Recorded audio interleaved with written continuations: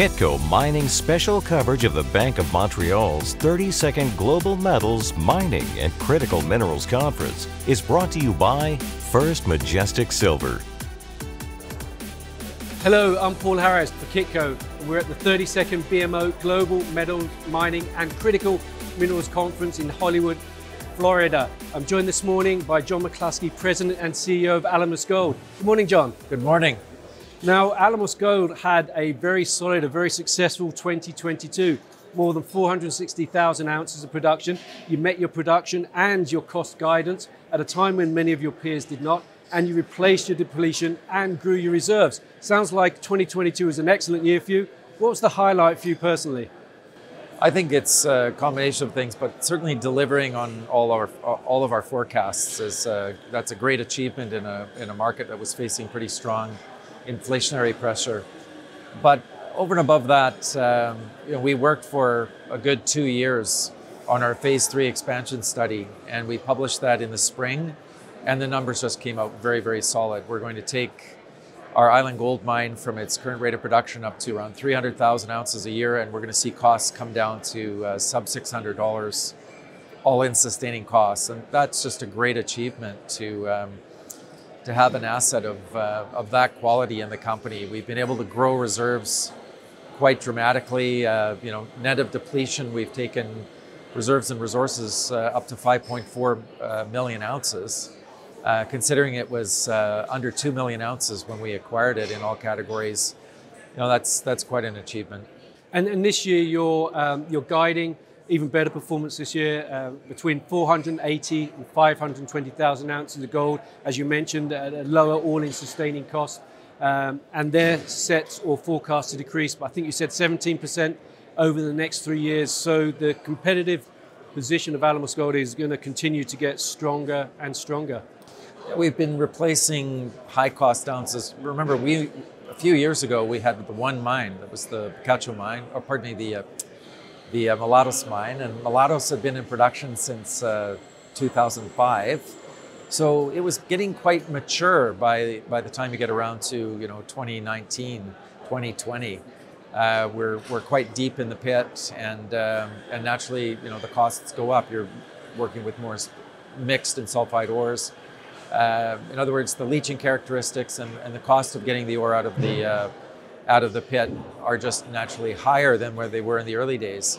But we started to bring on new production. We were developing a new discovery called La Yaqui Grande. That is now in production, and it's the primary producer at Mulatos now. High grade for a heap leach, it's 1.2 grams, very high recoveries. So consequence, very low costs. So we've brought costs way down at Mulatos. And similarly, we've been bringing on higher grade and lower cost production in Canada as well through our Island Gold project. So the combination of producing from 3 different mines, better grades, lower cost profile, it means our production's been going up as our costs have been coming down, and that's going to continue for several more years. Let's talk a little bit more about costs, if we may, John. Some of your peers had a really tough year from a cost point of view, and some said they're starting to see evidence that the cost inflation pressures that dogged the industry last year are starting to ease off. Well, what's your view of that? We didn't experience the same type of cost pressures because the majority of our production is coming from underground mines as opposed to open pit mines, so we're far less dependent on fossil fuels, diesel. And that meant that we more or less ducked one of the main drivers of cost increases in the industry last year. And we're going to see even more of our production coming out of our underground mines as we go into the future, and as we add a shaft to our Island Gold mine and tie that into the Ontario power grid, which of course is all hydroelectric power. That's just a very enviable position to be in. And we were bringing on a new mine, and the new mine was just a lower cost operation, lower strip ratio, as I said, higher grade, higher recovery. Those things combined just brought our costs down. We also benefited from a 5% decline in the Canadian dollar, and majority of our production's coming out of Canada. So all of these things contributed to our costs staying in line. And we expect as more of our production comes out of our underground operations in Canada, you're going to see our production continue to climb further. Our costs continue to climb further. Okay, thank you. I want to talk about mergers and acquisitions. As you mentioned, in recent years, you went from one mine to three. You were very active a few years ago, bought some assets. There's been a number of deals announced recently. Why do you think now we're starting to see more M&A transactions in the gold space? It's hard to say. People talk about trends in M&A. I don't really see a trend per se. There's certainly not enough transactions, in my view, for us to call it a trend.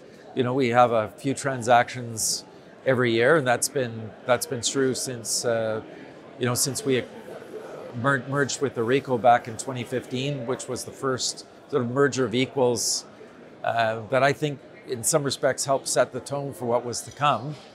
But I think there's transactions that make sense to companies, and hence you'll see a big M&A event. And by and large, I think the quality of M&A going on in the space is very, very good. I think there's a good case to be made for value being created through these M&A transactions. That wasn't necessarily true in the past, where the emphasis just seemed to be on scale, just growing for the sake of growth. I don't believe that is the motivation behind any of the management teams in the sector right now. But I think as opportunities present themselves, if companies see an ability to build value, you'll see M&A transactions.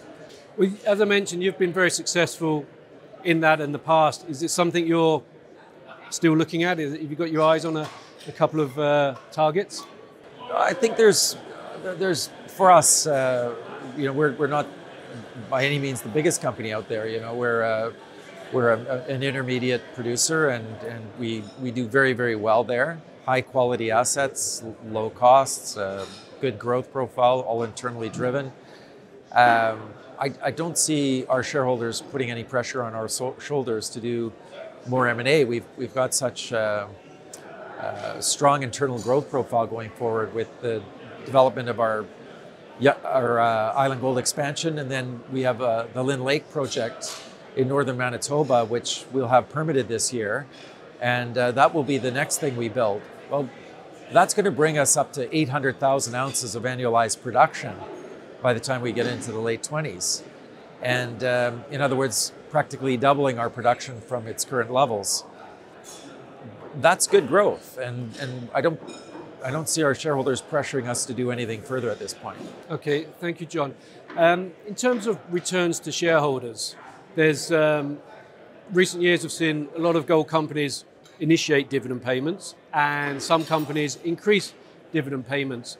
What's your view in what for an intermediate company returns to shareholders should be? Because as you mentioned, you yourself or Alamos, you're looking at investing to double your production. Is there a risk that with giving returns to shareholders, you're perhaps limiting your strategic options going forward?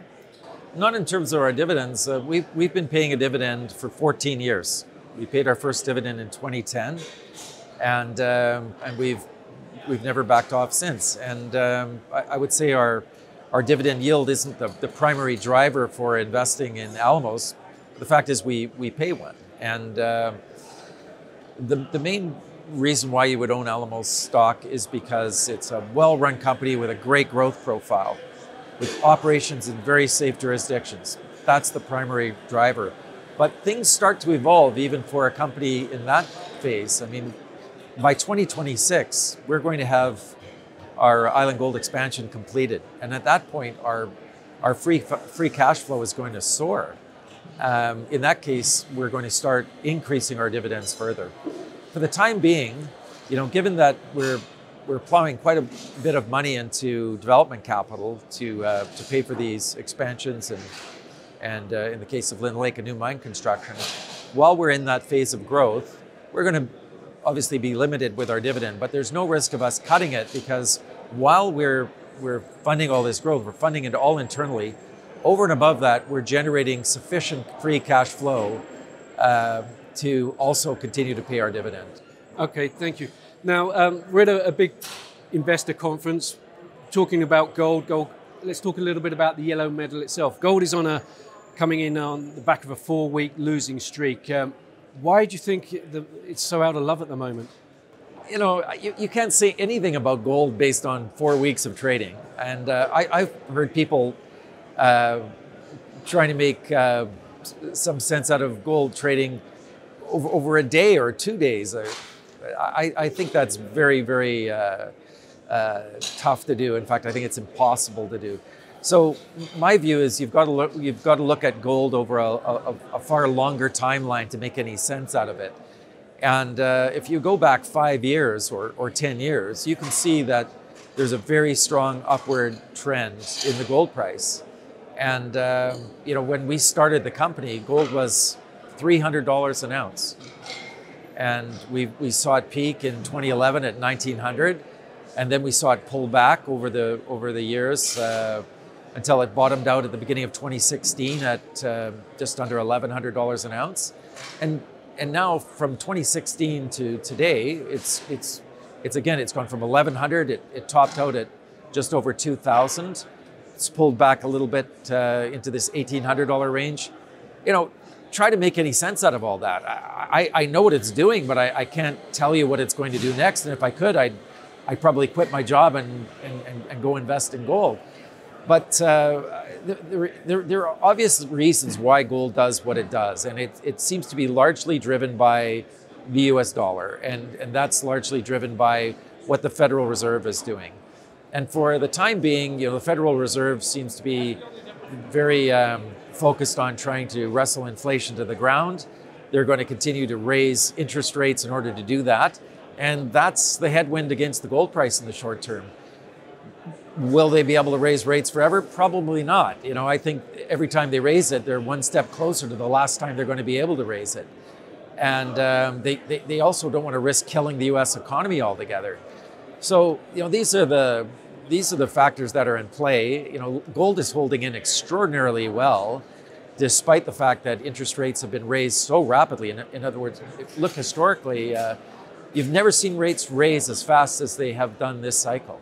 And yet gold is held in at this $1,800 or better level. To me, that bodes very well for the gold price going forward. Okay, thank you. Now, we're at the BMO Global Metals, Mining and Critical Metals event. What are you most looking forward to or most excited about at this event? It's just great to to be back at this conference. It's clearly the premier conference for mining companies in the world. I understand this year they have over 8,000 one-on-one meetings, which is some kind of record, almost double what they've had in the past. There are many, many investors down here, and there's lots of interest in the mining space right now, and that goes across all commodities, whether it's gold, copper. You mentioned critical minerals. This is the first time they've had a big presence at the conference.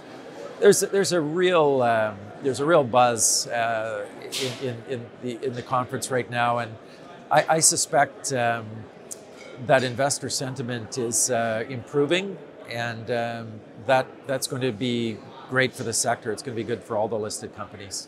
Well, hopefully that includes new investors coming in as well. John McCluskey, thank you very much for joining us today. It was a pleasure. Thank you.